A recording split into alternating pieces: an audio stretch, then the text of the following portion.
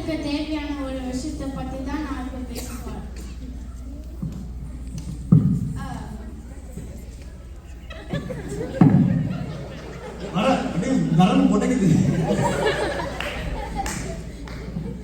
இப்பெல்லாம் நம்ம தெரியாமலே பல வதந்திகள்லாம் டெய்லி ஸ்ப்ரெட் பண்ணுறோம். டெக்னாலஜி வேகமாக வளர அந்த காலத்துல வேகமாக உலகம் பூரா பரவுது. காலையில வாட்ஸ்அப் சோஷியல் மீடியா ஒரு எக்ஸாம்பிள் வச்சுக்கலாம். காலையில வாட்ஸ்அப் திறந்தா இது ஒரு மிகவும் மரிய புகைப்படம். இதை பார்த்தவுடன் 10 பேருக்கு ஷேர் பண்ணேன்.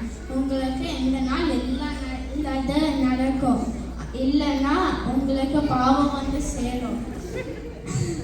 இதை பார்த்து அதிர்ச்சியில 10 பேருக்கு நான் 100 பேருக்கு ஷேர் பண்ணேன் அப்படின்னு கிளம்பி 200 பெரியார் இல்ல 400 பெரியார் வந்தாலும் முடியாதான்.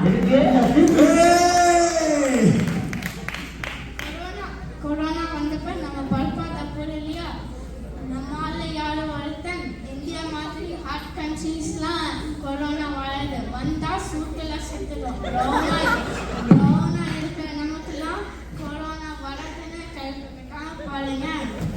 என்னென்ன சொல்றோம் பாருங்க, நம்பிக்கை கதையெல்லாம். கொரோனா நம்ம சும்மாவா விட்டது?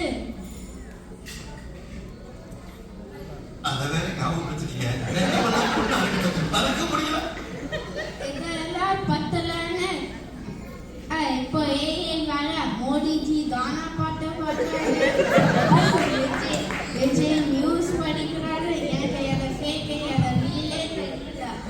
இதனாலதான் நம்ம திருவள்ளுவர் சொன்னார், அறிவுடைமை அதிகாரத்துள்ள எப்பொருள் யார் யார் வாய் கேட்பினும் அப்பொருள் மெய்ப்பொருள் காண்பது அறிவு. அப்படின்னா நான் முடிக்கவே இல்லை.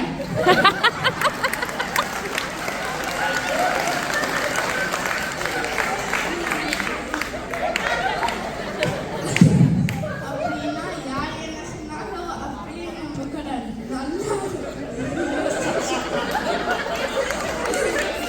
நல்லா யோசிச்சு பண்ணி இது சரியா உண்மையா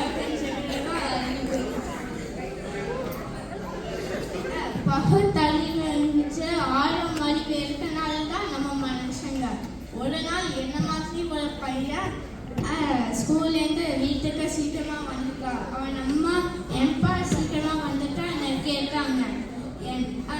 நான் டீச்சர் கேட்ட கேள்வி நான் மட்டும் தான் கரெக்டாக பதில் சொன்னேன். அதனால தான் என்னை மட்டும் சீக்கிரமா அனுப்பிட்டாங்க.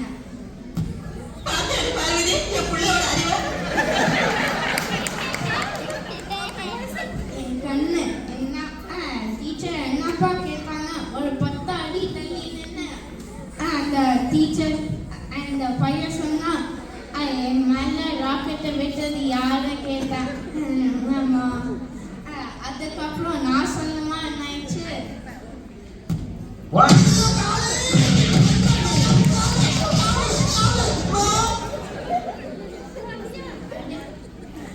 அந்த அம்மா மாதிரி நம்மளும் எதையோ விசாரிச்சு தெரிஞ்சுக்கணும். ஓகேவா?